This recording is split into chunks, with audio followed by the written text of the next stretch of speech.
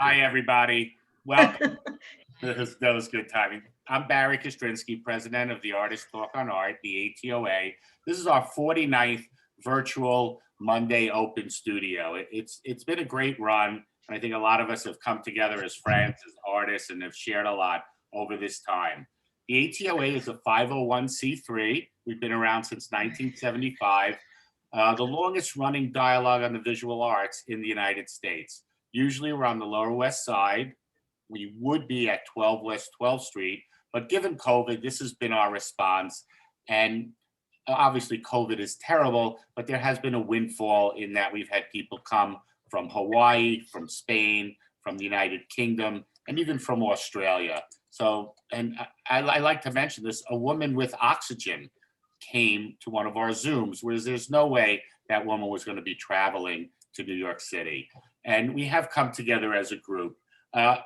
Most of our information can be seen on our website. It's atoanyc.org.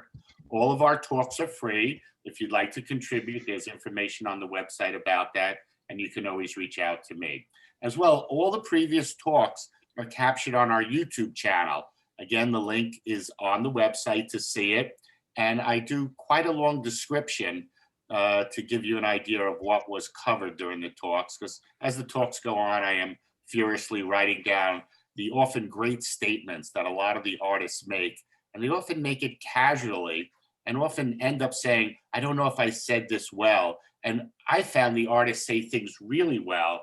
They're both casual, and sometimes that's the best way to make a really good point. Tonight we have New LatinX Art Collective Part 2.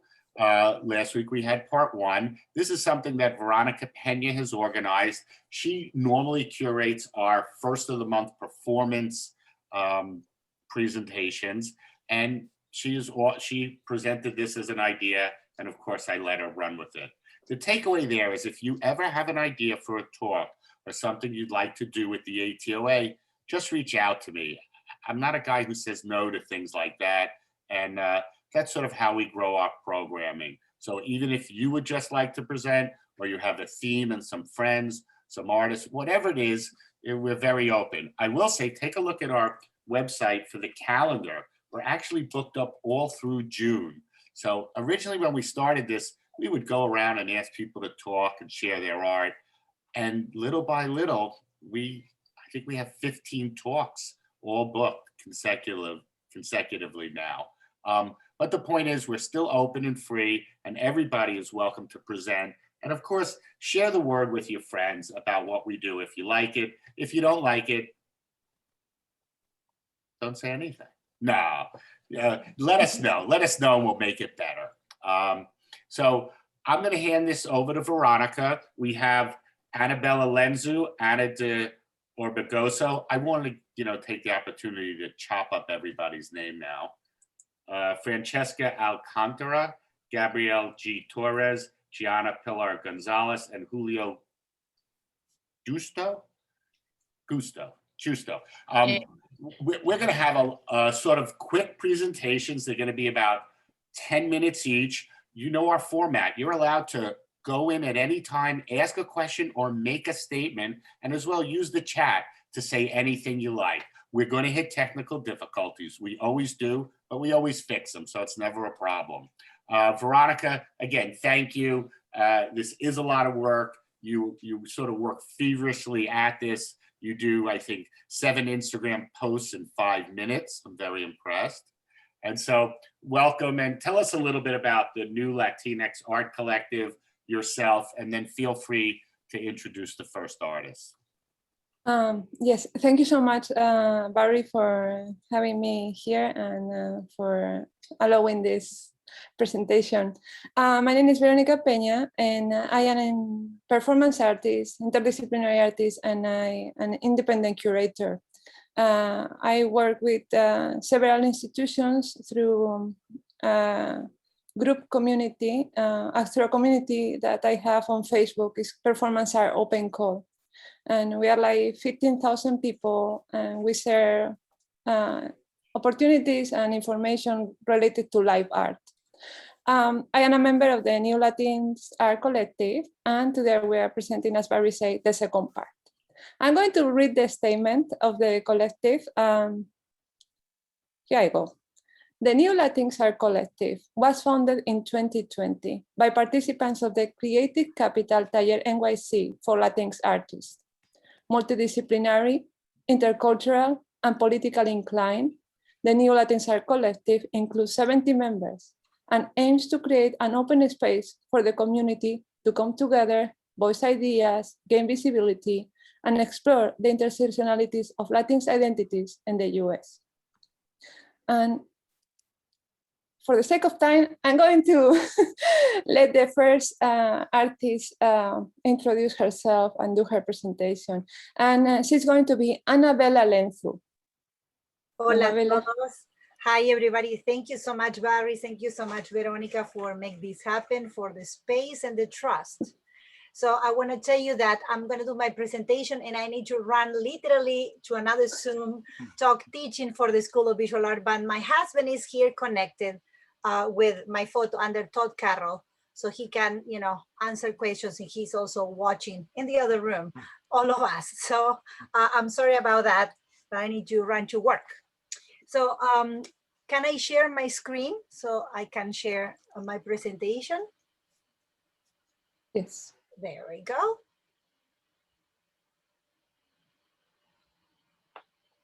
Okay, and here we are. Yep, please.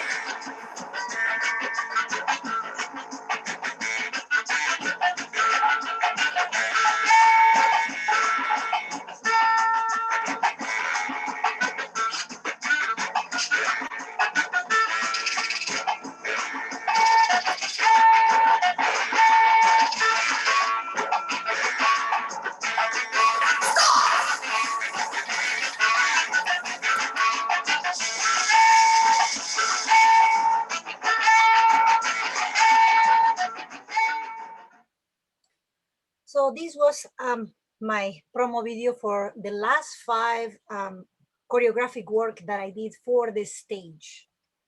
So for me, art is a political act.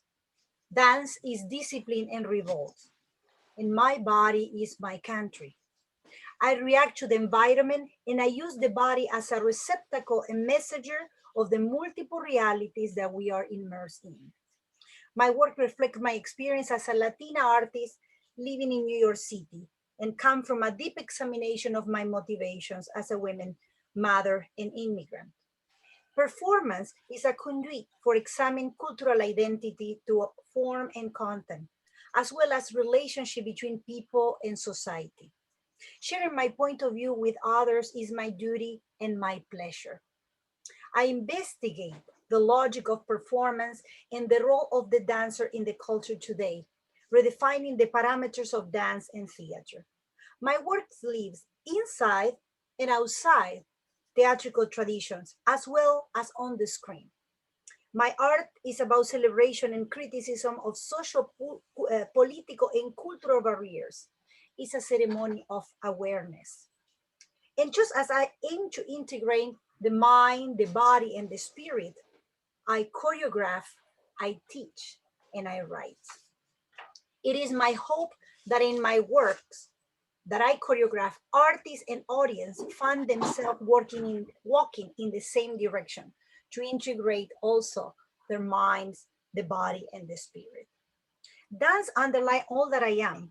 If you believe in reincarnation, I feel I've been dancing for an eternity.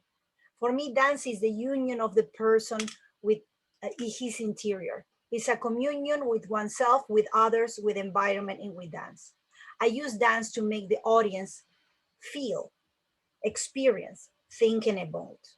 As a dance educator, I search for what is essential and I seek to reconnect people with the joy of dance.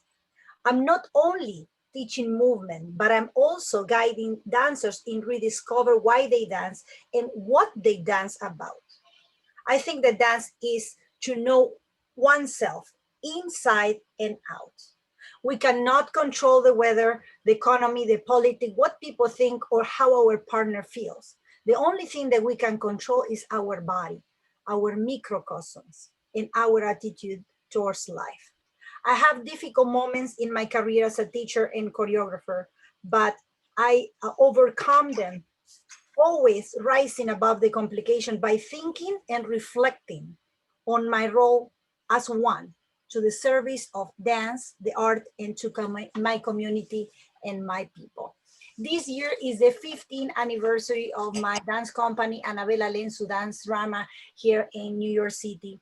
And you know, I am asking myself why I choose dance as a language, as my medium to express and shape my life.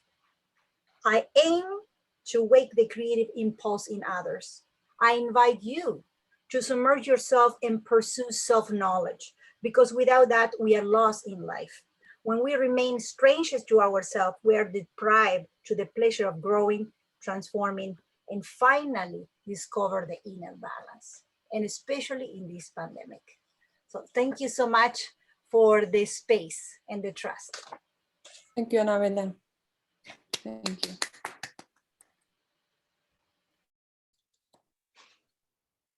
That was beautifully said, Annabella. It was actually too much for me to write down and take notes. There's no question about it. The fact that you're a teacher really sort of shine there. Very nice.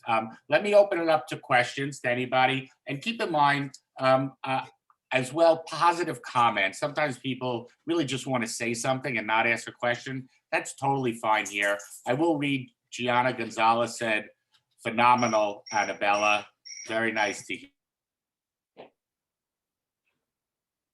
So if you'd like, just chime in. You can ask anything you like. I will say, Annabella, can you tell us a little bit about your early sort of experience in dance performance? What got you to this point today? I always like to ask artists, what did you do as a kid in the arts that you would find relates to what you do now? Sure, thank you, Valerie. Well, I started dancing since I was 4 years old. You know, in Argentina, in the city of Bahia Blanca, first flamenco, then ballet. Then I came to study at Juilliard when I had 23 years old to study choreography and classical modern dance. And then I moved to Italy and I work in Italy and London. And then I come back to the United States 14 years ago. So I can say that dance history passed through my body from doing, you know, folk dances, traditional dances, tango, folklore, flamenco, and then go into the ballet and jazz and modern dance and contemporary until I found where is my spot. You know, for me, I'm doing dance theater because my characters, my shows, they need to use text. You know, I'm Latina, so I need to tell stories. So I don't have a choice, you know, from the mute ballerina to obey, have a beautiful lines. My dancers start to bark and whistle and breathe loud. And I'm like, oh, I don't belong to the ballet world. I need to tell the stories of what is to be a woman and what is to be a Latina and the heritage. And also, like I said before, for me, you know, dance is about consciousness. And the artist's mission is to shake the status quo. So it's us that we need to ask the question. For me, being an educator is a continuation of my questions, my inquiries about why we do art and why it's important. If it's important for me and I love it so much, I have to share it with others. Very nice. I do want to say Regina Silvers asked, Regina's interested in the connection between the dancing and the artwork. at a time we did see people with body paint and also people drawing as they were lying down.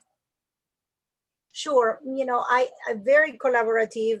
That's part of what I like to create, to bring friends and collaborators. So I collaborate, with filmmakers, with visual artists, with composers, photographers.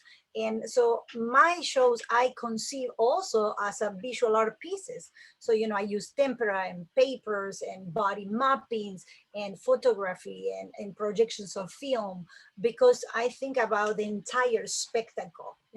Eugenio Barba, the Italian famous, and he's still alive, theater director, he talked about the four perfect audience member when they come to see a show. One is a person that is deaf, other person that is blind, then it's a kids, you ask about the kids, and the other one is a art critic.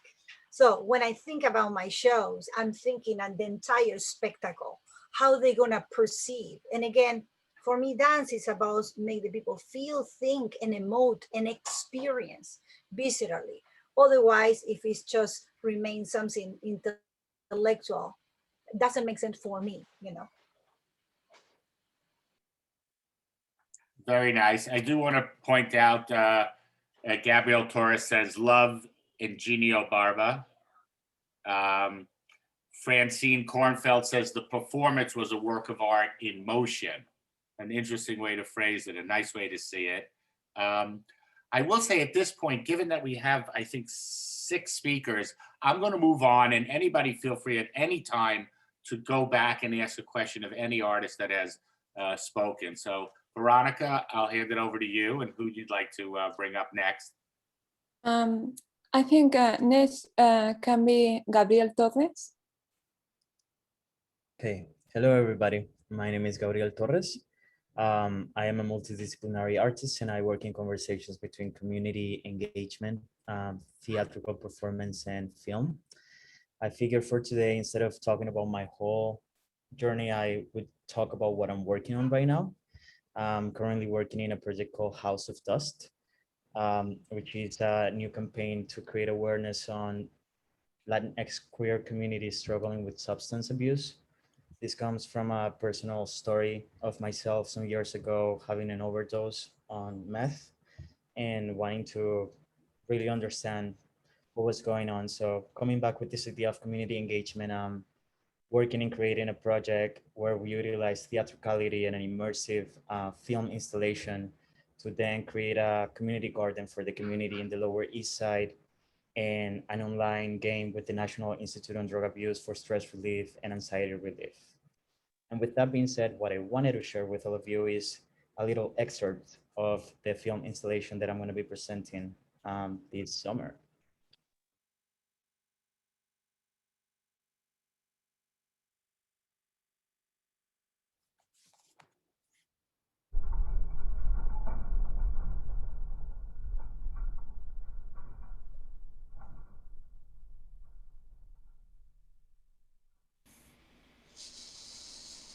Take a deep breath. Take a deep breath y déjalo ir.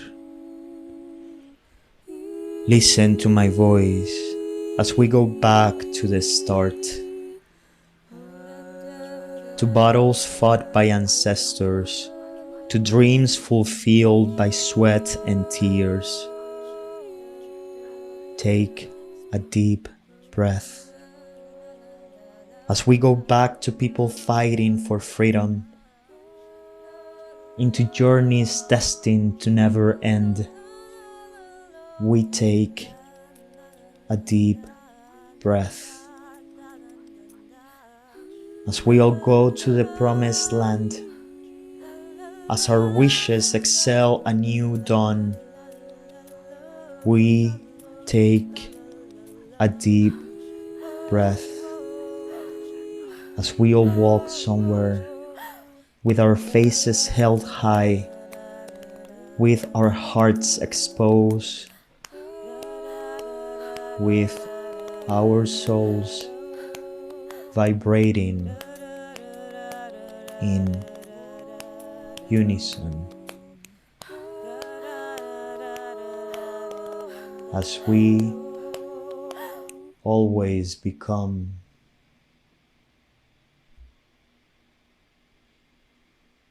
take a deep breath.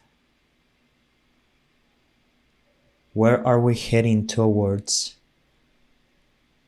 when the night lights up our needs for connection? Where are we heading towards in the solitude of our heads? When we push through flesh and heart, when the needle and the bottle numb our angst, where are we heading today? Take a deep breath. We move through hallways of desire.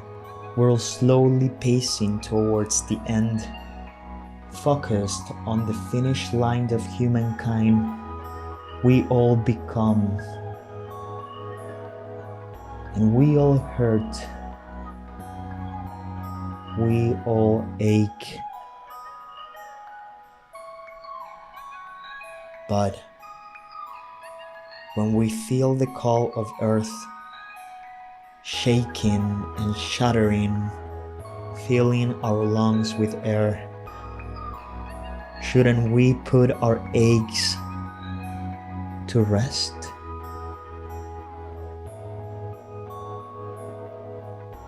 Take a deep breath.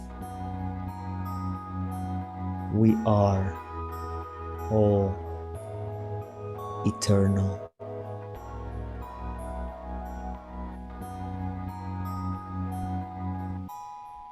May you take a deep breath. We've been all walking this journey, sailing then sinking. We submerge in the laughter of our mothers. In our own memories, we can still prevail. So I take a deep breath. When we fill our needs with more desires, we content with our own violence. We become lost in our own aggressions. We forget to listen to our ancestors calling us out of deep waters. When we walk from the darkness into the light,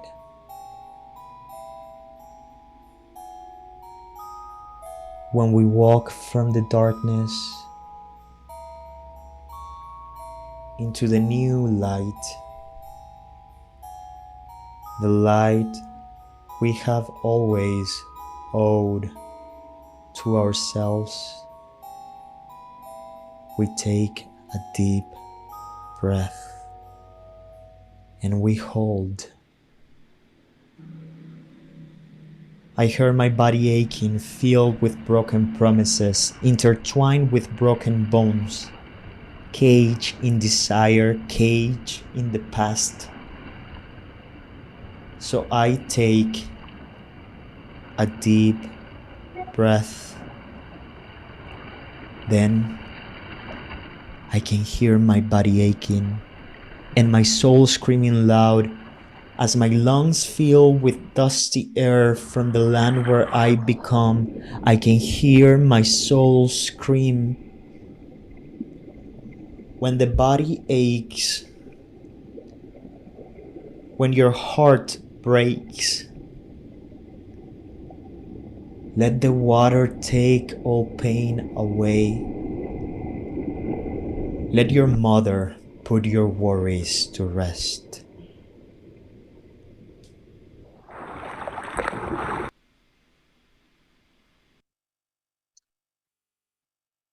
The name of my project is House of Dust. There's a website called iamdust.org where you can learn more about the project and also support it and sign up to receive news as the project progresses. Thank you.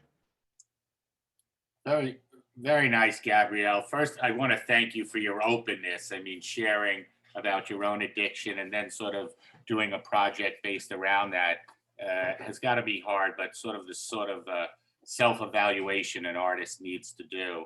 Um, your writings are very poetic. I think that's what struck me, and as well the repetitive nature sort of sets up a mantra in your performances that's very powerful. You have some very strong lines that you repeat that are very deep, even though they're succinct.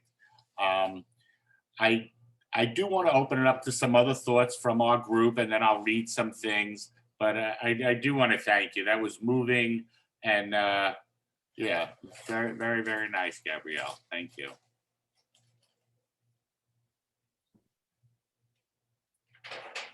Where's our talkative group tonight? We're Veronica. speechless. We're speechless. That was really beautiful, Gabriel. Thank you so much. I wanted to ask you, where did you do some of this footage? Where specific locations? Yeah, is it in your home country or? Yeah, so as preparation for this project that I'm embarking, I felt that I was becoming very Americanized. And I wanted to take a trip back home to reconnect with my family and reconnect with Colombia and where I come from. And this is material that came from that trip. I'm currently in Colombia. It's my last week in Colombia. And this is all from the journey of the past 3 months, reconnecting and restructuring and observing for the first time the beauty of this place that I think I was not aware of it anymore in my head. So it's Colombia, all over Colombia. I do want to read something Leah Paula wrote. Now, I'll put it out to you, Gabrielle, or any other the performers, Veronica included. Leah writes, the contrast between the North American cultural attitude, Anglo-Saxon, Puritan, Victorian, is very different from the Latino cultural attitude. It's especially obvious in work related to the body and death, two areas with which our comfort zones are very different. Could you give a brief intro to the fundamental differences or sort of explain? I thought it was great. We had a performance artist last week say the same thing. I'm Latino. I got to tell a story.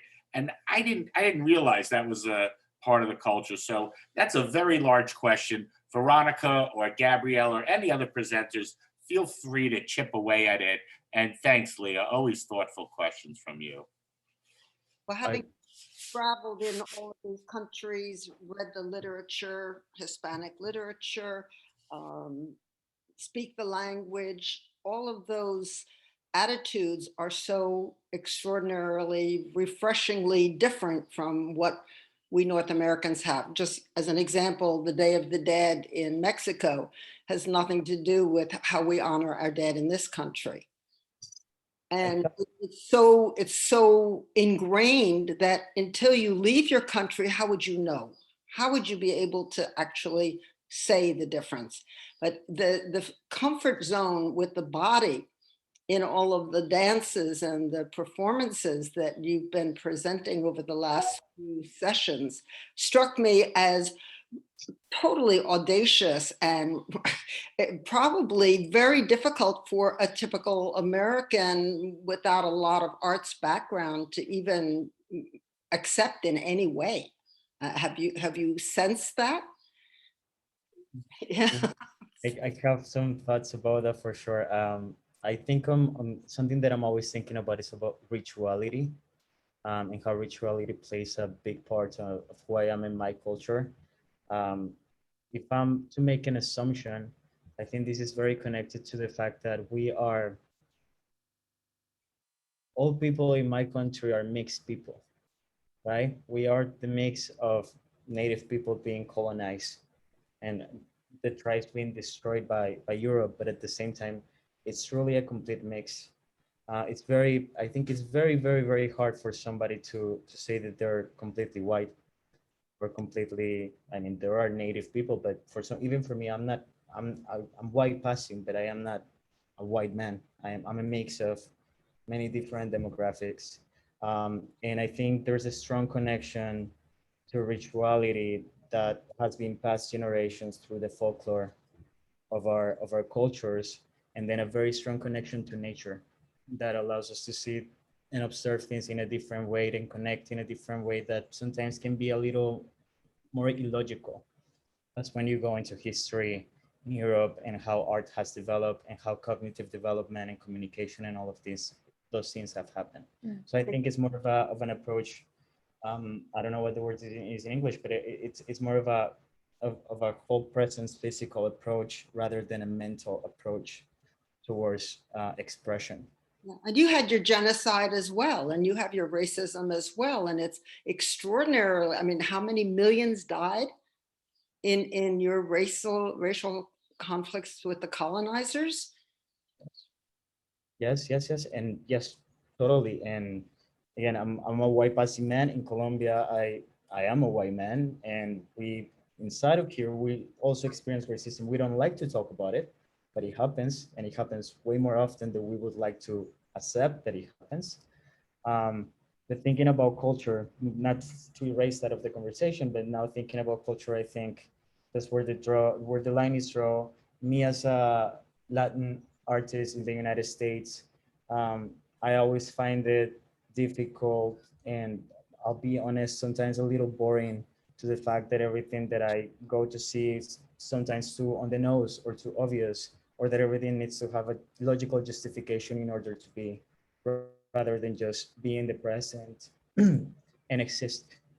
It's something that I miss from Colombia and from rituality, from the transcendence and the journey of utilizing a right to have a meaning beyond what I think that it is supposed to mean.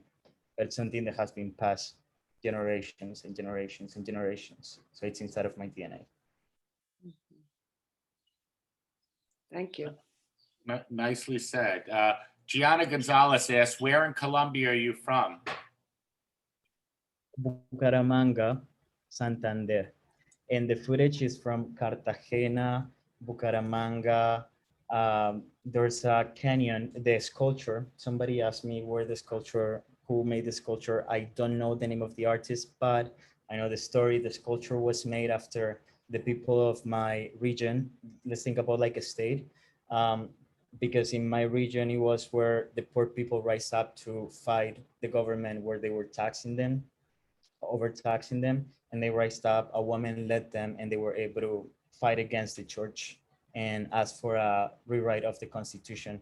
So the whole sculpture is honoring the history of all of the fighters and the farmers that fought for liberty in my country. And it's in a canyon, Chicamocha Canyon, which is the second largest canyon in the world after the Colorado Canyon.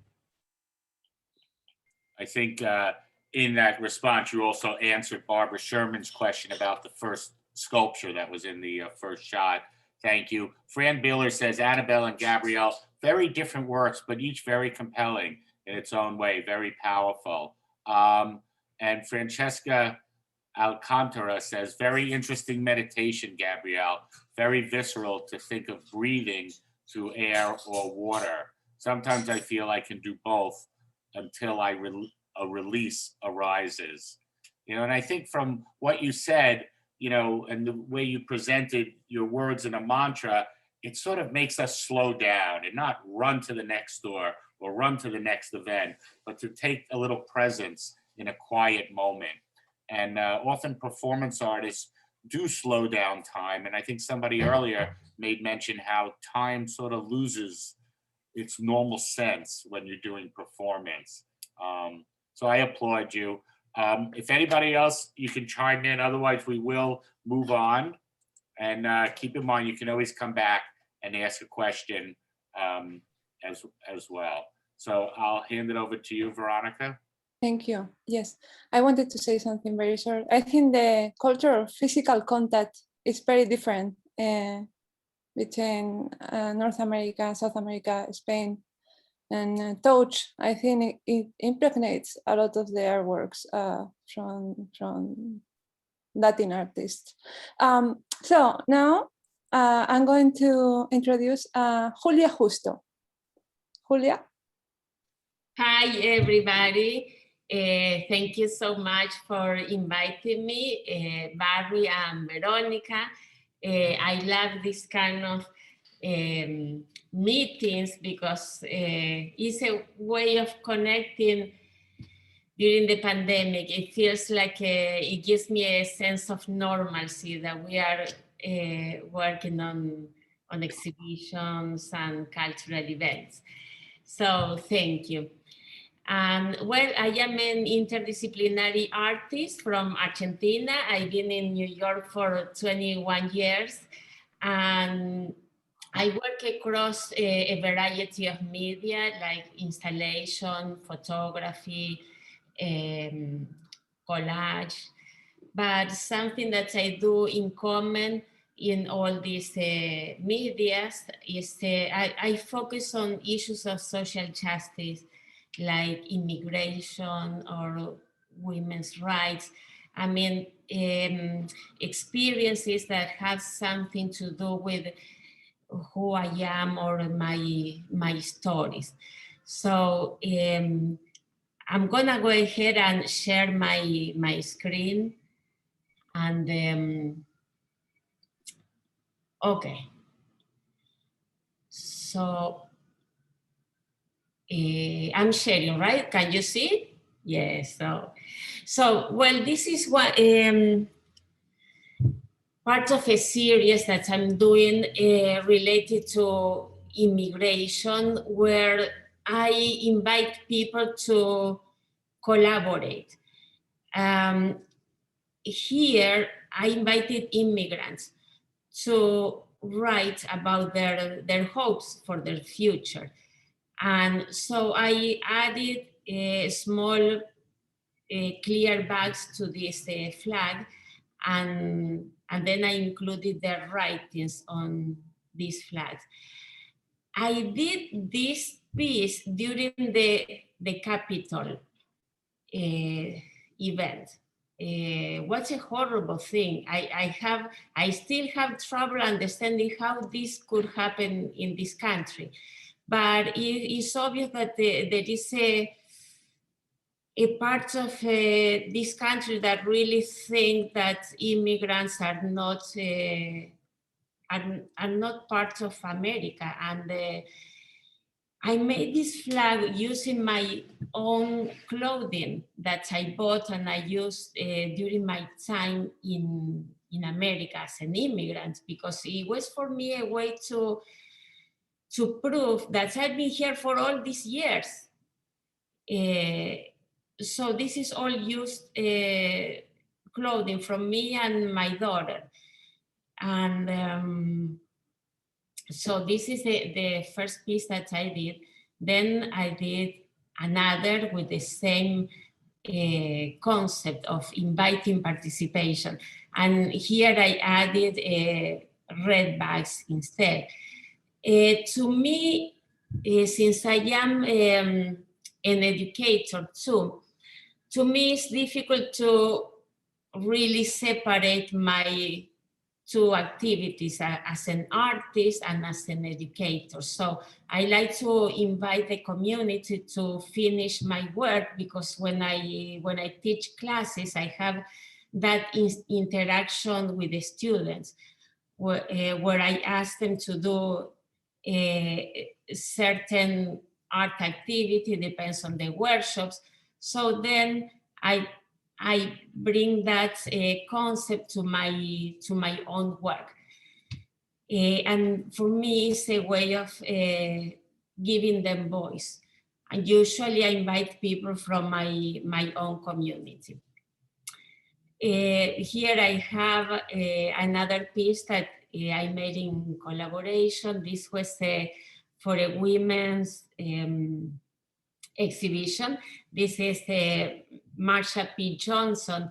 What I admire about her is that even though she faced discrimination herself, she was a transgender woman, but how much she was working with her community, and she created a building. Here I am in Lower East Side too, to support minorities and homeless people. So this is kind of a big installation. So here is a detail, and then here is what people added. I like that people are not shy about participating, where I invite them to express their own stories or significant objects. They really like to collaborate. And then another installation that I did for the same exhibition, Silvia Rivera was also a transgender woman, and this was a women's exhibition. And she was a Latina too, from Venezuela and Puerto Rico. Here is a detail. Julio, I like in these last two pieces how even though they're abstract and they look like shelves, the fact that you use a head on the top makes the whole thing read as a body in a way. And so you've abstracted the body in a very interesting way. And as well, both figures seem to have an old school, like medieval radiance around their head. I don't know if you did it with ear cleaners or Q-tips, but it's very nice how you did it with sort of common materials. I do want to point out, Veronica Peña said, Gabriel, I really like how you bring your family into your individual experience. And I do want to make the point, we're all immigrants. There's nobody white, there's nobody black. You know, these are just labels we put on for exclusion. The United States is made up of all immigrants. All countries are. When I was involved with artists in the South Bronx, 6 years later, so many of them had migrated to other countries. We are people on the move, all of us, and always have been. And even today, it's going on, and often doors are slammed shut or children are forced to try and cross borders themselves. It really is terrible. There are no lines on the earth, except maybe by rivers. There are no map lines, and any map lines you studied when you were in school, they've been changed. So they are sort of random. I didn't want to cut you off, but just want to jump in. I really like the way you achieve a figure with 3 or 4 shelves just by putting that head at the top. Thank you so much. Not sure if that was your intention, but that's how I read it. Yeah, yes, I was thinking about that. And you noticed the Q-tips. Yeah, the Q-tip was a reference for some people to clean their ears and listen to minorities, actually. Yes. I didn't want to explain every single part of the installation, but me, as an educator, I tend to look for the meaning in each single piece. But okay, so I'm gonna stop sharing so that I give an opportunity to the rest of the artists to share. Or if somebody wants to ask questions. Mitch Pilnick, go ahead, Mitch. By the way, Mitch is a board member with the ATOA, and I want to recognize we have several other board members. Fran Beeler is here, Norma Greenwood, and my partner, if I'm missing out on a few, Francine Kornfeld, a longtime board member and part of the advisory board. Go ahead, Mitch. Always interested to what you have to say. Julia, pleasure to meet you, first of all.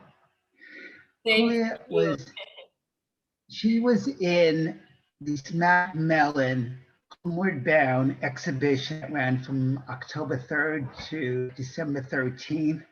Please show us, because it was one of the most striking works of art from this exhibition. And please explain about the Homeward Bound and how Rachel had chosen you, who's the curator, because it's extremely important, please. Yes, that was a powerful exhibition that presented all kinds of different medias. We had a video, performance, photography. We even had a chair that they used to use for women that 100 years ago didn't want to accept that they couldn't vote, that they didn't have the same right as men. And it was well, historical from 100 years ago to now, going through all kind of different situations. But yes, Rachel created a call for artists, and I just applied. And then we realized we live in the same building with Rachel. So every once in a while I see her, and it's wonderful because we can have these art conversations. But yes, she's a great curator and very well known.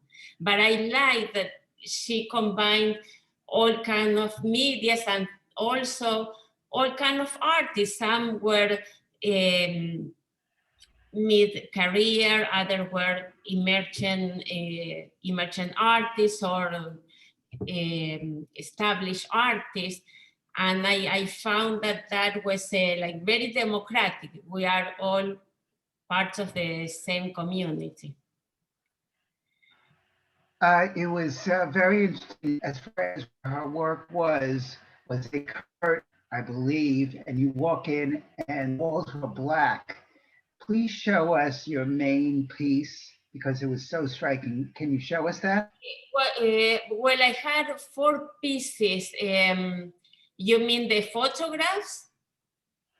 Yeah, show us the work that was in this Macmillan because it was so impressive. I want everybody to see. Okay, yes, one was one of the installations, Marsha P Johnson, that people participated, and then I had 3 photographs that were altars too, because this is something that I've been doing for a while. We used to have this tradition of making altars in Argentina, and now it's almost lost. So I try to go back to something that I learned when I was a child. So I'm gonna show three of them. Take your time, Julia. See if you can punch it up. I'll just remind everybody, this is ATOA, the Artist Talk on Art. We're here every Monday. Our website's atoanyc.org. Feel free to reach out to me. You can see all the information on our website if you'd like to present, if you'd like to put together a panel, anything at all, any questions. Okay, yes, okay. So I'm gonna share my screen.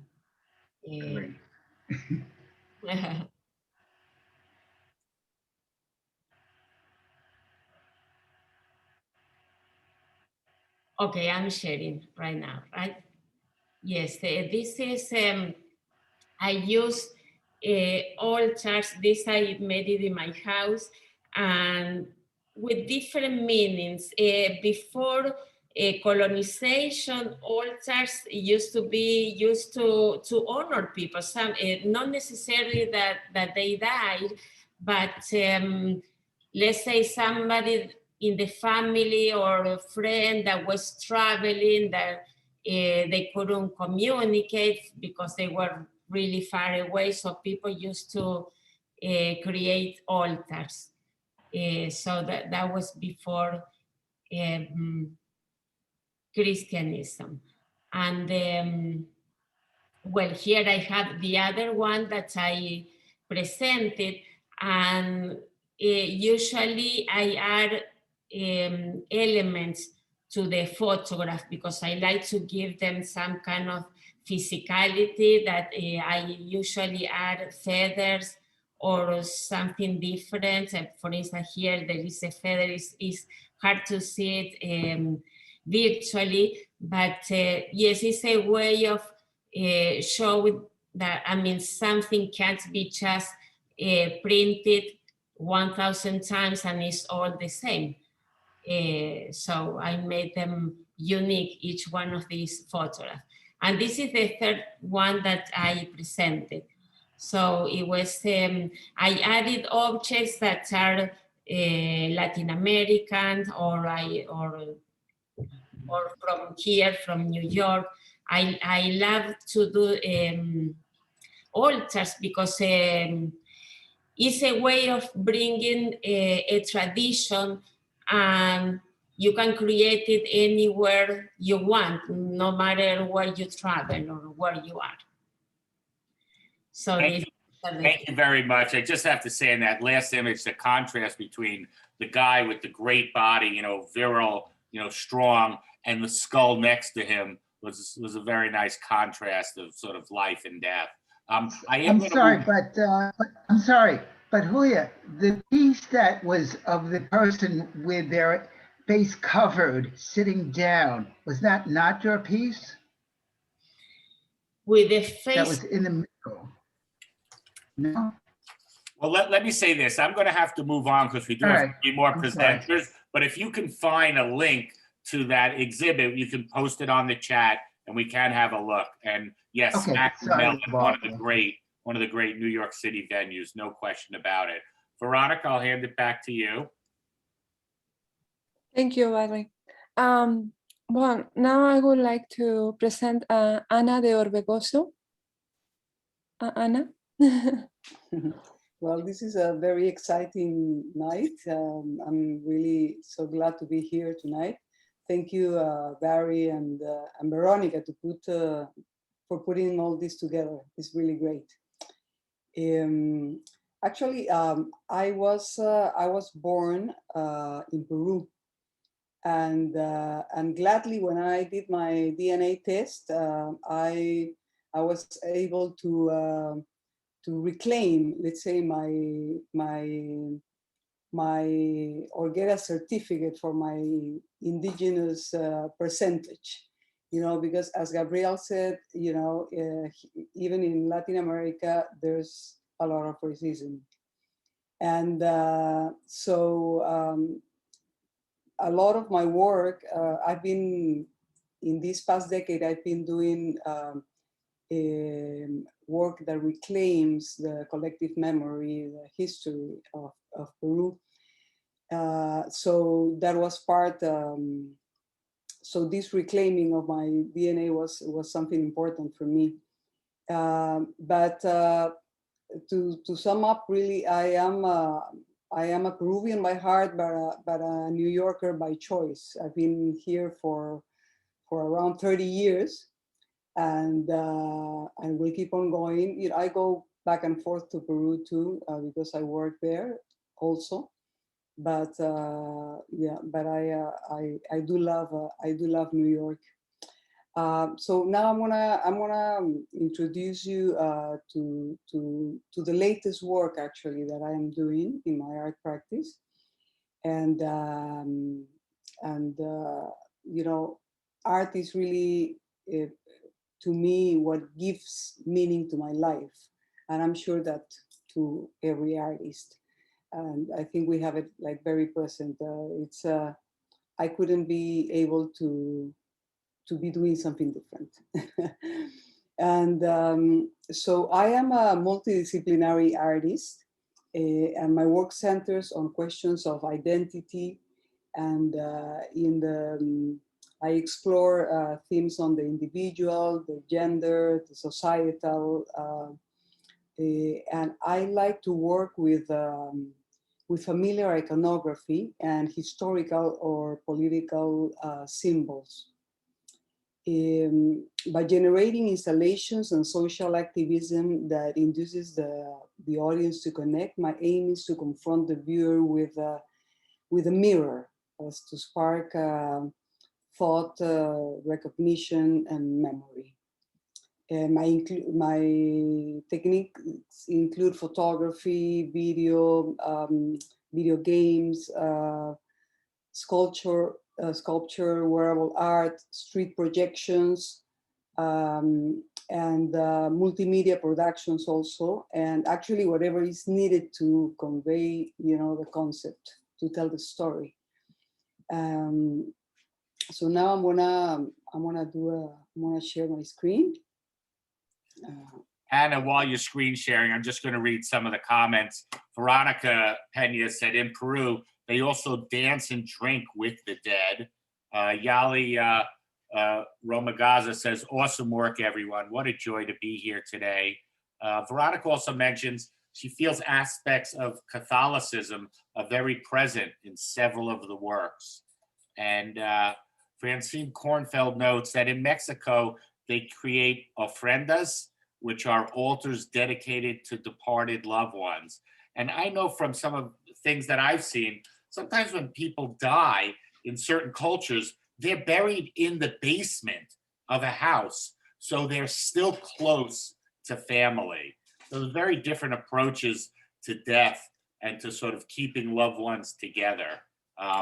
But go ahead, I didn't want to cut you off, Anna. I just wanted to throw some very nice comments in there. Mm-hmm. All right. Am I sharing now? You have a lot on your desktop, and yes, you are sharing. Yes. One sec. Okay. Yeah, I use my desktop as my bulletin board. Yeah, I'm that kind. So on some point in my life, I actually, as a woman in our society, I understood that I was going to spend the rest of my life protesting. And in the past decade, as I mentioned you, my work had been about reclaiming history and memory, mostly of my country, Peru. But all this questioning got me thinking on reclaiming the present through my work.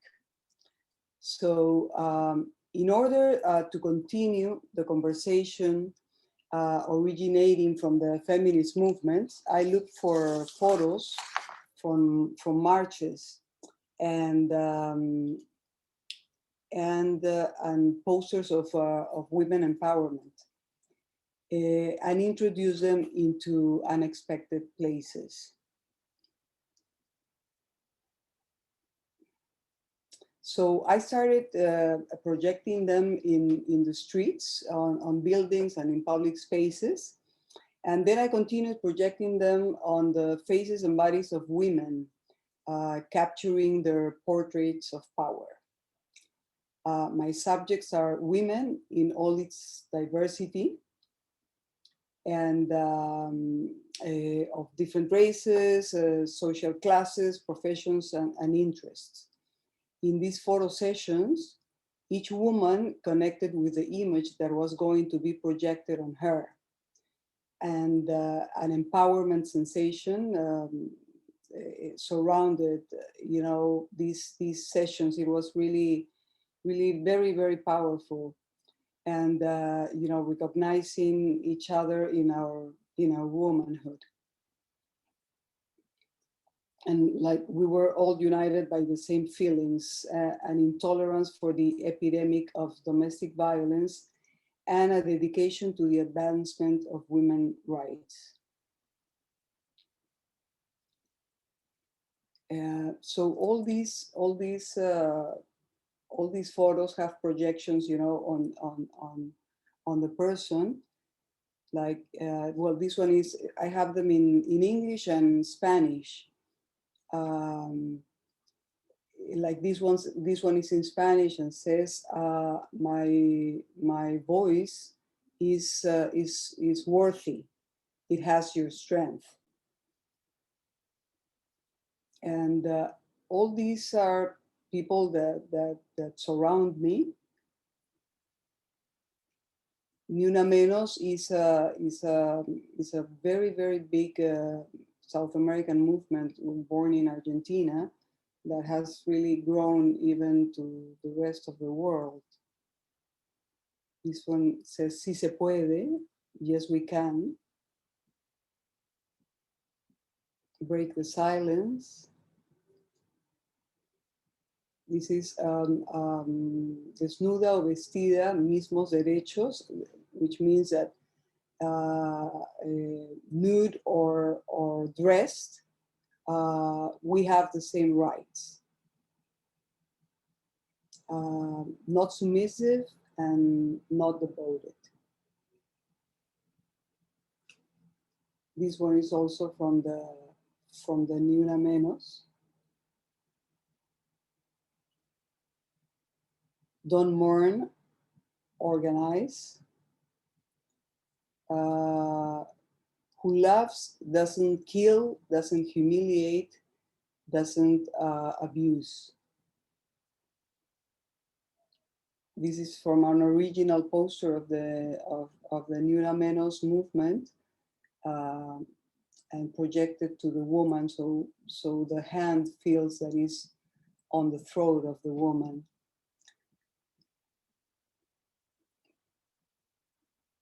Never again. Ni Una Menos again, you know. And we won't give up, we won't give in. So for my own participation in the feminist marches, I created a wearable vest, you know, which is what I put at the beginning. And so that inspired me to create a series of vests made of different materials, reflecting the multiplicity of women. And so campaigns of people wearing the power vests and sending messages were blasted on important occasions, such as the International Women's Day, the N25 Anti-Violence Against Women Day, and the elections. Like these photos now are the latest campaign that I did with the graffiti artists in New York. And this is Sentu Figueroa. He's representing the Bronx, and actually he made a call to his other friends in Brooklyn, in Queens, and in Manhattan to be part of this campaign, you know, sending the message of stop domestic violence. In this one, I had the pleasure to have wearing the vest a very powerful character, which is called Cuquita, the Cuban doll, that you're gonna see more of her in a little while. She's part of the group of the new LatinX art collective. And this one is also part of the group. She's Arantxa Araujo, is another performer that you saw the last time, no? Yes. Yeah. Yeah, she works a lot with light. And this one is from another of the graffiti artists. And as originally graffiti artists do something that is against the law, you know, they have to have their faces, you know, they have to go undercover, you know, like the whole time. So the thing is that only one of the graffiti artists, Sentu Figueroa, was able to put his face, you know, for the campaign. And so now I would like to show you it's just a very, very small video of the campaign, of the previous campaign. Before you started, Anna, I do want to read some of the comments. Gianna Gonzalez says, love the power vest. Veronica asks, who's the photographer for the vest photos? Do you take them yourself? Yes, I did. Yeah, I take them myself. Yeah. And Gianna Gonzalez says, you know, how you use words and images in and on the body is very powerful. And I would say I've started to do some collage, and in a weird way, you do collage in three-dimensionality. And I think that's very interesting. I think it's a very smart idea, projecting images and objects onto a body we're all sort of fascinated when you walk in front of a movie and it's like on you. There's just something very compelling. Susan Stiffen says very powerful images and statements. I didn't want to interrupt. I just wanted to read them out. And no, that's great. You know, actually, when I thought of projecting these posters and the photos, these photos of the marches and the phrases of empowerment, was because I went to the first march, to the first huge, I think it has been the biggest march, you know, ever in the world for women's rights, that happened in Washington some years ago, and it replicated in New York and in most of the United States and also in the world. So seeing all this in the news, then I thought, but this cannot just stop there. I have to be involved in carrying, you know, the message. So that's why that's how I started, you know, projecting in the streets here and there, and then, you know, the work evolved, you know, and it keeps evolving actually. And in fact, for the little video that I'm gonna show you, that is of people wearing the vests, is a campaign that was launched with people. There were some people that had acquired some of the vests, so they took photos of themselves and they sent them to me, and so it was a mix of that, a mix of photos that I took. My gallerist also in Washington, she also set up a studio there and took photos of some other people. So it was, you know, a mix of people involved with the same thought, you know. So let me show you this.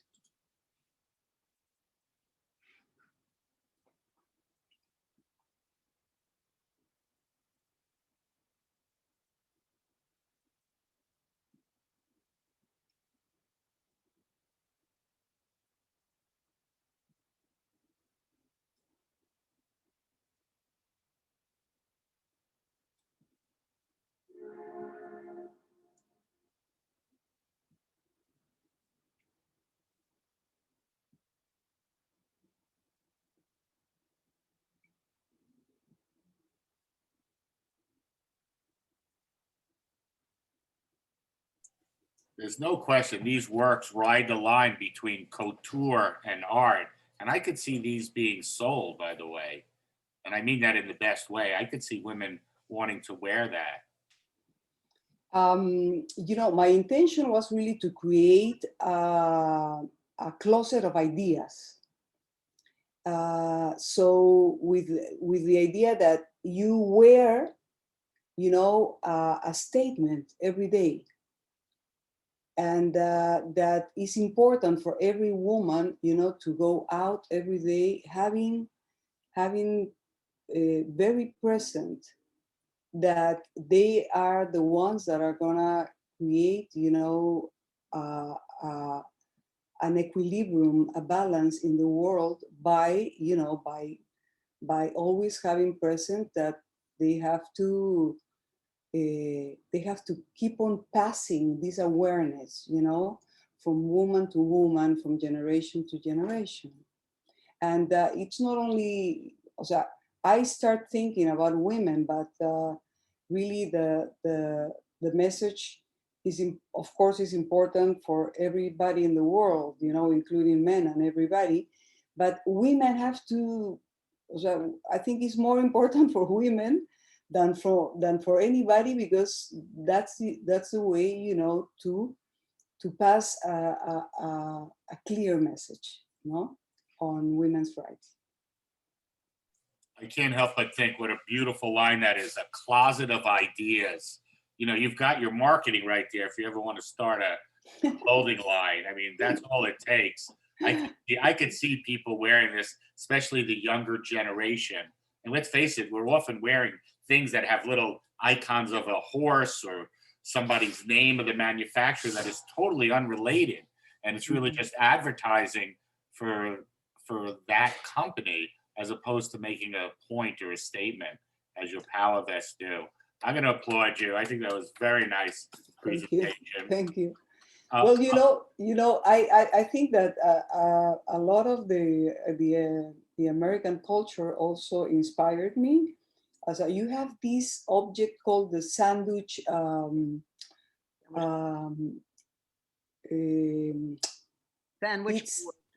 Sandwich board. Right. Sandwich board. Exactly. So, giving messages, and also you have a very, very powerful garment, which is a T-shirt, which I have for decades been seeing all the amount of messages, and how important it is what you are wearing. So, and actually for the marches, the first thing that came to my mind is I was using my hands, with the posters, and I thought, no, I need to have my hands to give my hands more freedom. So, and I'm missing. I should use my body to more efficiently. So that also, made me do this. Mm-hmm. That's smart. A problem creates a solution that evolves the idea. Definitely the way artists work.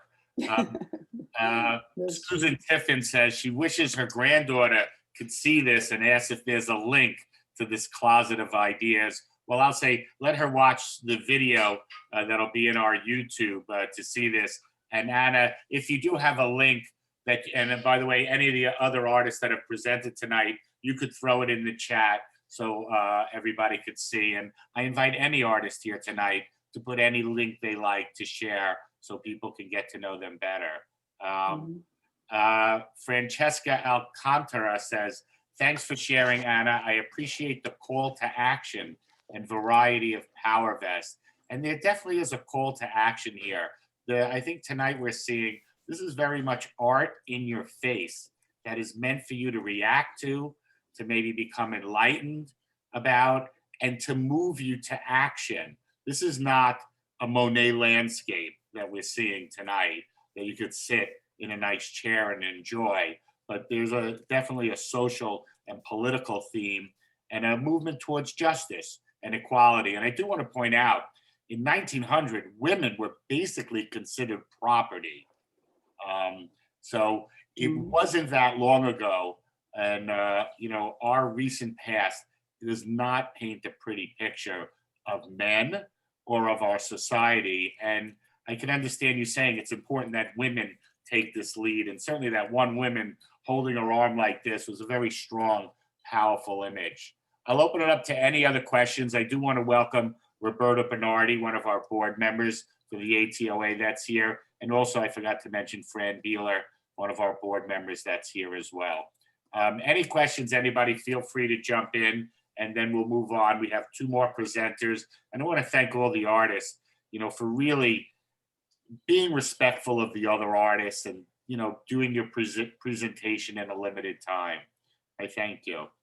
Any thoughts? Just jump in if you like. I will read that Gabriela Rosa wrote, Anna, how do you think art can help us to change paradigms and thereby help us to be the free women we want to be and promote a world of equity?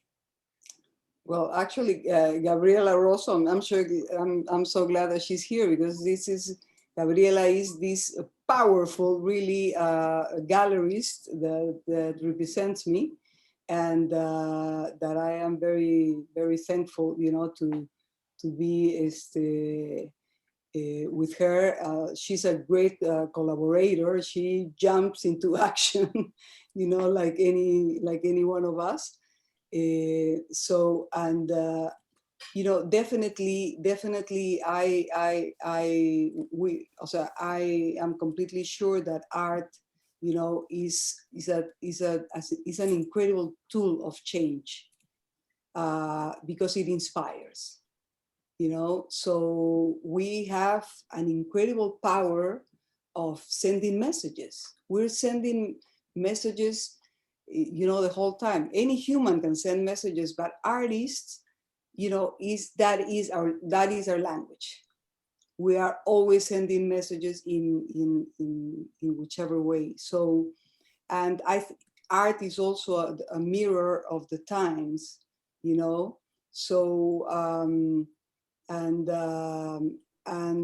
the fact that that we can use anything, you know, to do art, we have an incredible license.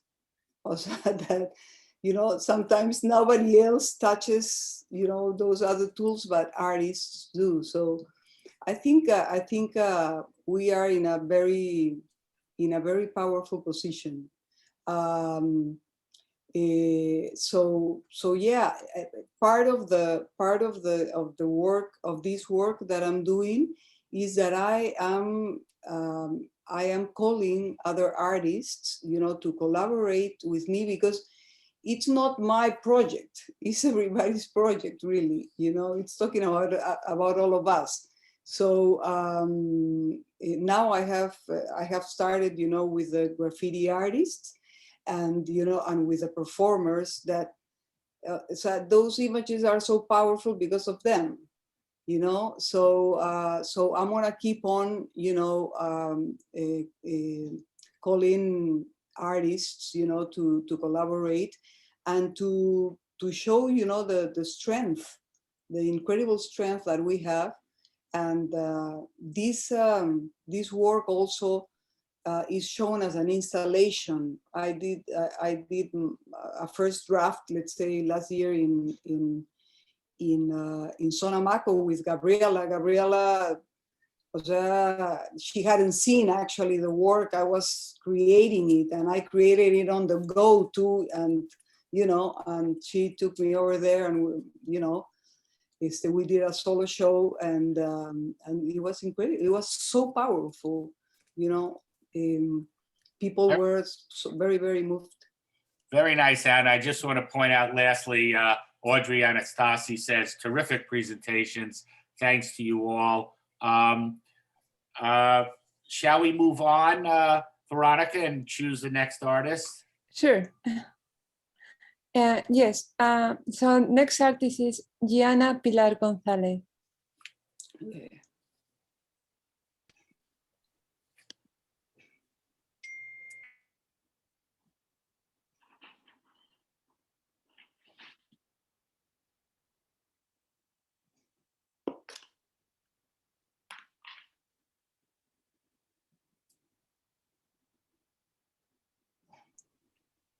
Welcome, Gianna.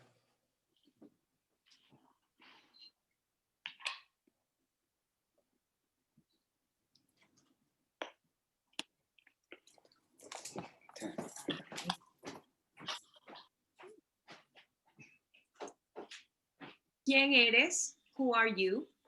¿Quiénes somos? Who are we? ¿Quién es? What is? ¿Quién es? Who is? ¿Qué podemos reinventar? What can we change?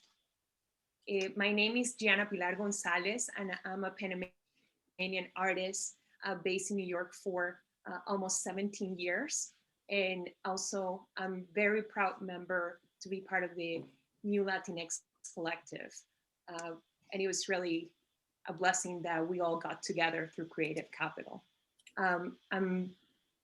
I'm going to talk a little bit about some projects that talk about identity, about the identity of systems, the identity of who I am as a Panamanian. So I will start with Hacking Couture, which was started as a way to dismantle and try to understand where did I live within a system of fashion. And I would say as oppressive but also on the other side, as celebratory as fashion can be.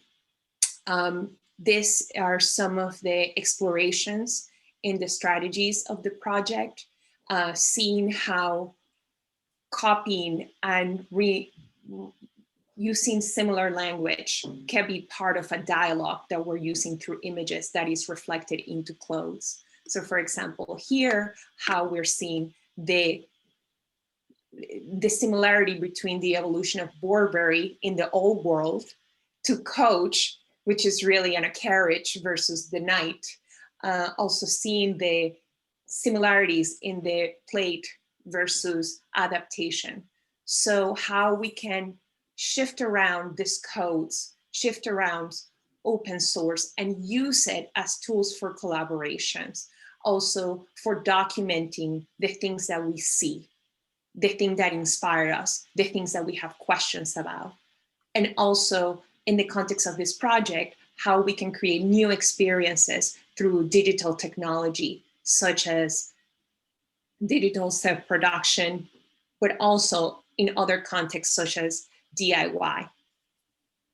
How I started this project was really to create these maps that would, through reverse engineer, would allow me to see the recipe of what a fashion brand was. Because growing up in Panama, I couldn't buy these things. This was totally out of reach. It was on television, it was on magazines, right? But how can I make them mine? Because I was there as much as they were mine. They were in my mindscape. So here you're seeing some of the explorations about trying to make sense of Chanel, Yves Saint Laurent, Polo, Gucci, Armani, and Estee Lauder. But also over the years, these maps were changing, right? They were not meant to be statics. And how can I use these maps to digitally self-produce art? So this is one of the pieces that I use in one of my performances in which I become the Versace Medusa. This tool is, in this process, is also how do I track inspiration? Who borrow from who and what, and how does that create a new idea that still have parents or not? And is there a lateral connection? And also these are using workshops in which participants are able to create their own versions of, and not only create their own version, but interject, explore their own identity within these codes. Here's a bit of a mood board of what happens in the project. I have developed a template in which I reverse engineer, then I create my own hacks. And this is playing on the idea of hacking or disrupting, but also being part of a system, just like a computer programmer would. These are some of my performances, my Gucci persona, my Pucci, recycling a suit and making it in Armani. But also here at the top right, you're seeing amalgamations of the Yves Saint Laurent dress with a polo neck. And this is made from participants of the Hacking Couture workshops. So is it fashion because it uses the code, or is it because it's manufactured in many ways? I would say in this project since 2006, it's a mix of all of it, and it's a celebration. Here are what the workshops look like. They're very messy. I don't know how to sew perfectly. I'm not trained as a fashion designer, which allow me to have the permission to cut and paste and be messy. And I wanted to be in a system that was so clean that I could be messy, and that an art allowed me to showcase this project in a space of openness. Because for the fashion people, this is not real fashion.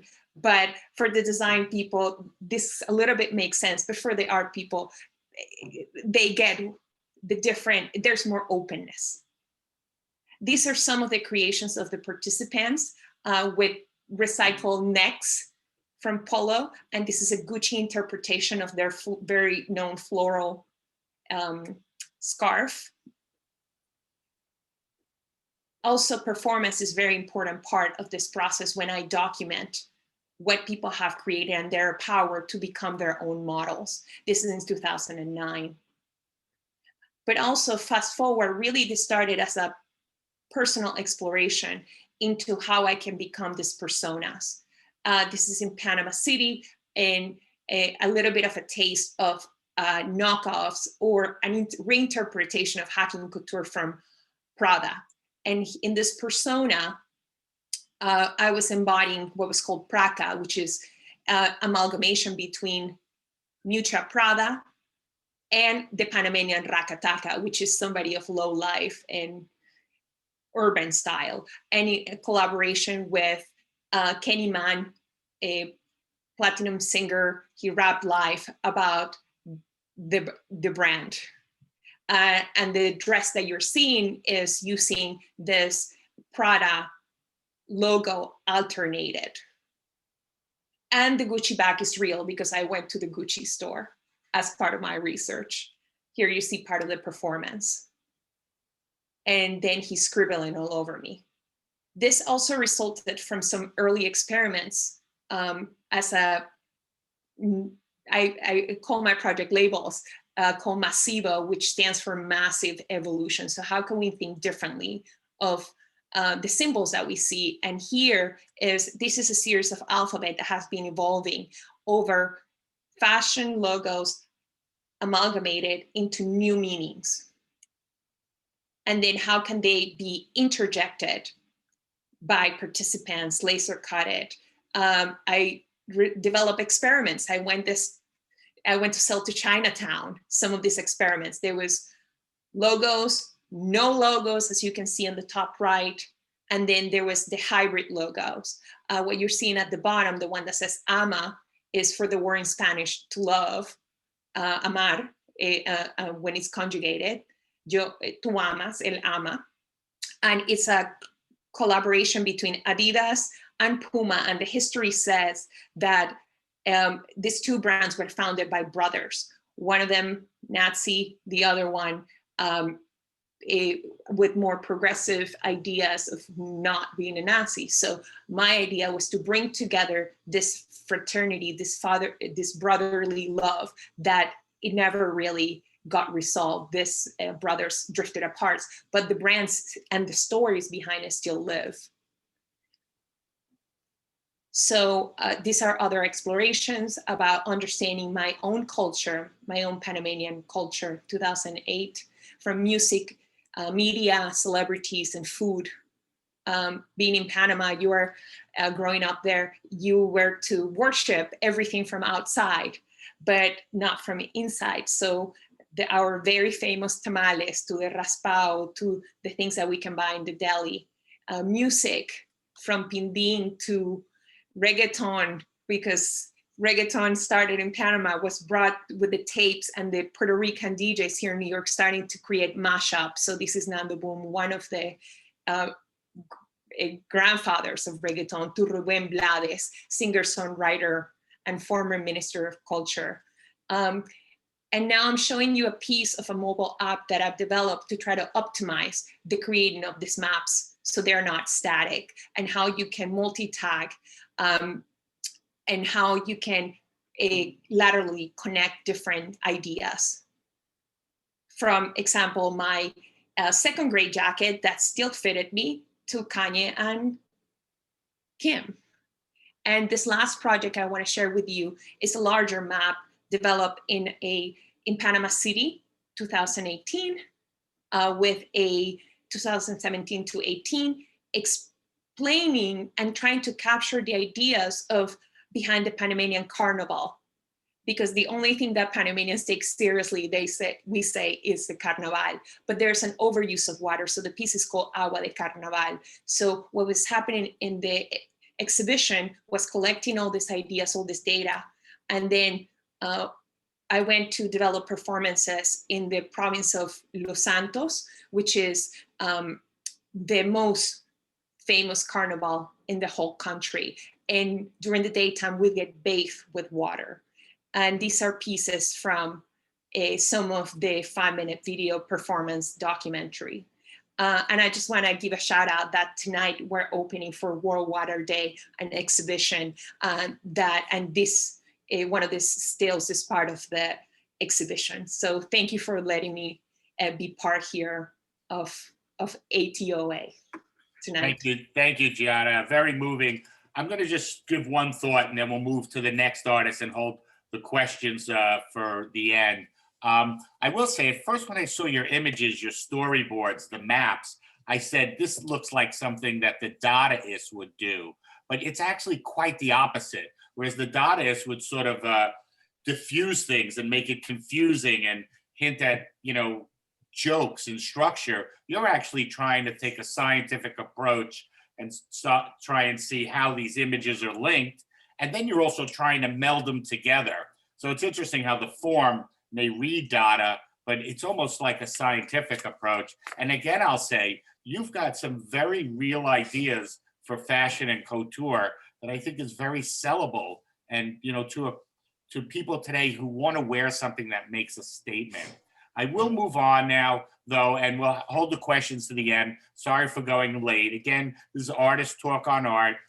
Veronica, will you introduce our last presenter? Yes, so Francesca Alcantara is our last presenter for today.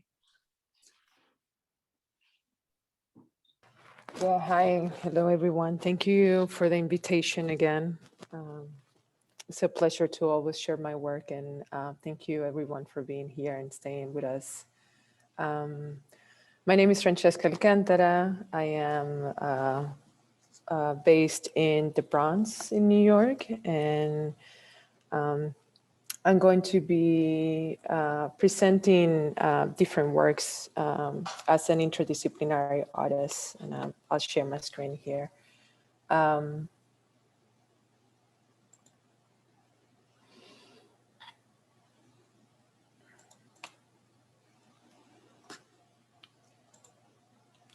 So my work connects to myth and gesture to reimagine the existence of artifacts and interactions within private and public life. And it is within these interactions that cultural norms live, and that I am very interested in navigating and sort of like thinking about through my work. The work I am here sharing with y'all is an installation titled An Already Dreamed State, Already Dreaming State Already. And it's basically a visual exploration of horizontality, conjuring different aspects of the work. Sorry, I'll come back to it. Part of the work is and I just want to, I'm in this modality because I want to make sure that we can kind of like zoom in and trying to walk into somewhat the installations and also just get some of the different details of it.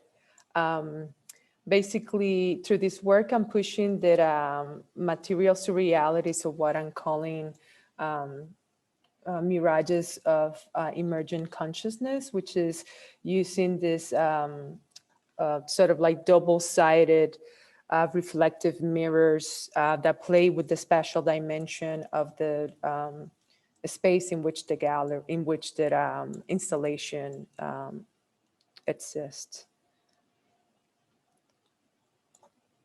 The work itself also has a different dimension, which is a dimension of time, where the work goes from light into darkness progressively.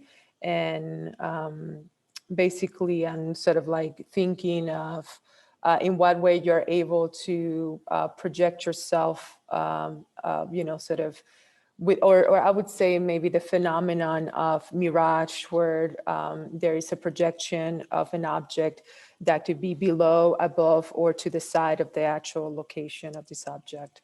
And with that sort of like transition into darkness, I'm thinking of the aurora borealis phenomenon that happens. So this is also sort of another just sort of idea of how the likeness and kind of like the different works. I like the way the work looks with the lights on, and then how it looks different with the different lights and coloration. Have you ever done a performance inside the piece? Yeah, that's one, actually, that's one of the images that I want to share as well. And I want to, maybe switch to that just to give an idea of how sort of like the different works exist. And this is, and I'll change to this particular presentation here, where there are some pictures of, let's see. Sorry, I have to go all the way to the beginning of this.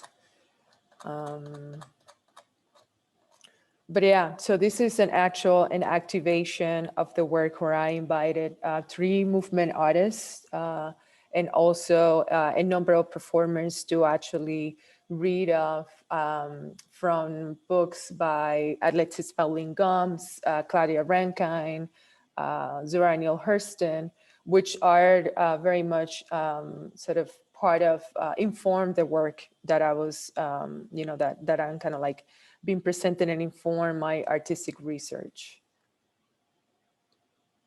And here I'm just presenting some specific details of the installation. And they're just, again, kind of like a specific objects that were placed and used as part of, I guess, concentration of sort of like other registers and other meanings that as people are navigating the installation themselves. One of the very important motifs also that come about in my work is the game of dominoes, which is one of kind of like what is represented here. And I'll move on to then this particular work, which is a dynamics, sort of like changing the dynamics of how the game of dominoes is played, which is of course a pastime, kind of like a quintessential pastime within Caribbean communities and, kind of like the Black diaspora. The concept of seeing the board and tiles as a universe of human experiences and coming together, not to sort of like superimpose, but to actually work side by side. So I'm very much connected and thinking of, someone like Edouard Glissant, who is a Martinican, thinker, and who wrote Poetics of Relation. And I am thinking of the game of dominoes as a poetics of connection, of dots, of shapes, of people, of discourses, coming around, sort of thinking strategically, but also thinking of partnership as well within the game. When I saw some of your installations, I thought of Sarah C. And I know it's a stretch, but I'm wondering, are you familiar with her work, or would you say that's an influence on you or a similarity?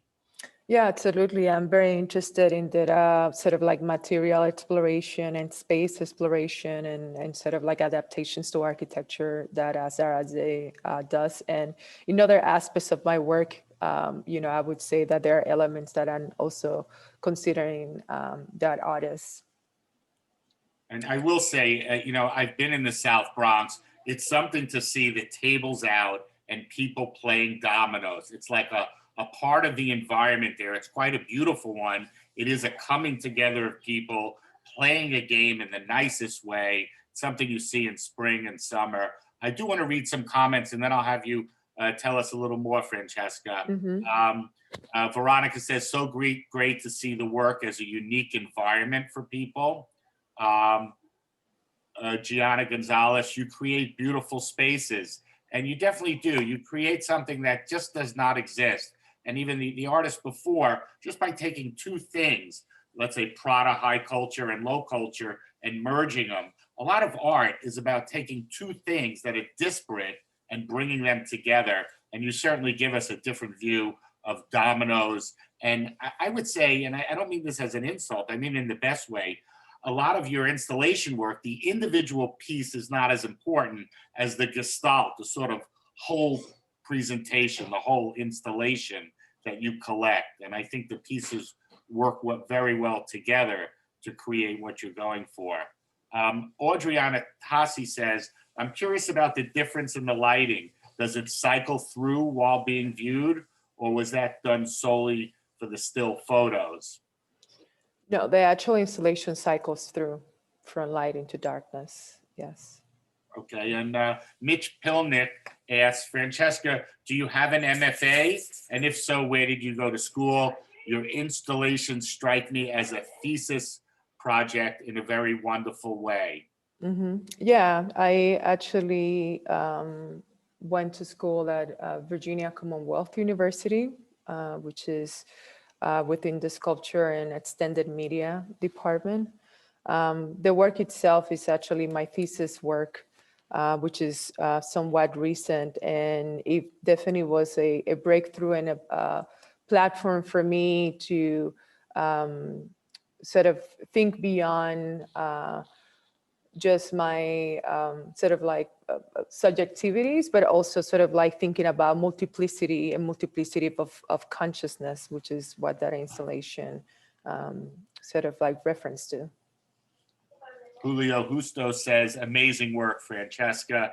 And go ahead, show us and tell us a little more if you like. Yeah, sure. So like I explained, I'm also very interested in material explorations, and the different motifs that come into my work sort of like are, you know, represented or come in kind of like in the different mediums. And this is a painting collage that I created around the game of dominoes, and a very sort of fond memory of like playing dominoes with my father on our living room table. And you know, in the way that I sort of like and approaching this too is to also consider my work as a sort of an exploration of material in order to connect to you know, I guess some sort of biography, but at the same time to actually bring it into a just an exploration of different subjectivities in a way. And I do that by collecting brown paper, and specifically brown paper bags from the street. This work is called The City in Your Eye, and it's you know, again, it's just an exploration of brown paper bags where I tend to soak the bags in baths of like salt and sugar and adobo and coffee grinds in order to build the material quality of the bags themselves. Some of them come, you know, sort of like in this particular sort of, you know, presentation in which they're again converted into objects that, you know, might have been sort of like neglected or thrown out, but I am sort of like thinking in what ways can work be recycled in a way, right?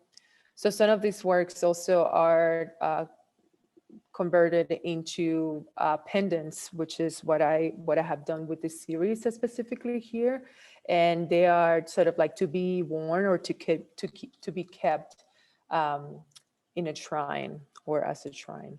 By utilizing, you know, the paper, the brown paper bag, and a temporary traveling receptacle that will later be disposed of, whatever it holds for, you know, kind of like whatever it holds that we are consuming. I'm also trying to dig deeper into the exploration that intersects with Blackness, with colorism, with masculinity, domesticity, and the aspiration. And I think just to close it out, I am very, very inspired by the artistic movement called Marvelous Real, which is, you know, very much it is informed or informs the Black diasporic way of life, where the imaginative, the contradictory, the strange, and the hustle just make the extraordinary happen in the everyday. Thank you very much for your time. Thank you, Francesca. Thank you. Thank you. Even my dog is barking loudly for that one. Very nice. Anna de Orbegoso says, amazing deconstruction, Francesca, of materials and symbols. I'd have to agree with that. And you bring a strong conceptual to your work, and at the same time, sort of a playful physicality to it. No question about that. Let me open it up to some questions, and then I'll do a little closing. And go ahead, anybody with any thoughts, jump right in. Yes, Veronica, do you hear me? Yes, I do. Thank you so much for these last 2 weeks. I've arrived usually from work and get here 15 minutes late. I think you had mentioned there is no website as of yet, but I would love to see a website. When did you start this? Very quickly, be brief. When did you start this? What was your thought process, and where do you see the future of this as far as being in-person exhibitions, especially for those in New York to appreciate? So Mitch, let me see if I understand you correctly. Are you talking about my curatorial role in general with artists talk on art, or about the events that I organize in general? Basically, how many, again, very brief, but when did you actually start this, as far as pulling all these people together? Oh, when I did start it. I don't know if I want to share the exact date, but no, like maybe like a month ago. But I know then, we know each other from the collective, so I kind of have a sense of their work. And the way that things come together, it was through an open call inside the group. So I asked people who wanted to participate. And, we already passed a filter, which is belonging to creative capital. So, there is something that ties the works together already. So that path was kind of solved for me before. And, I am very familiar with their work too. So that's how it started. And, we are, as a group, the New LatinX Art Collective, we are starting to do things together. We got together as a group not so long ago, around a year. So we are now starting to put things together. And we have an exhibition which Julia Justo is partially organizing, and she can also mention it. So this is one we are starting. Yeah, and thank you to Barry. I also started curating performance once a month here. So I'm always happy to introduce the work of people, because I know it's not easy to share it sometimes. But thank you, Mitch. I hope I responded somehow. You did. No, and I want to thank Barry, because Barry, you are once again expanding the boundaries of Artist Talk on Art, so that from our 45, 50 years, it will go on for many decades and generations. So thank you again for putting this all together yourself.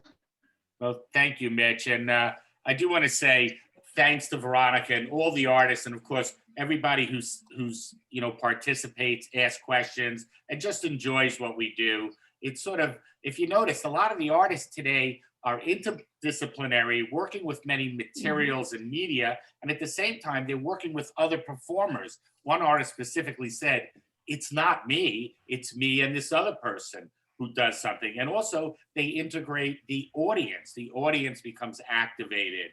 I do want to say it's nice that we finished with Francheska. I'm hoping you're a Mott Haven gal. I know you said the Bronx, but I'm assuming Mott Haven. That's an area I enjoyed in the Bronx. No, actually, I'm from Kingsbridge.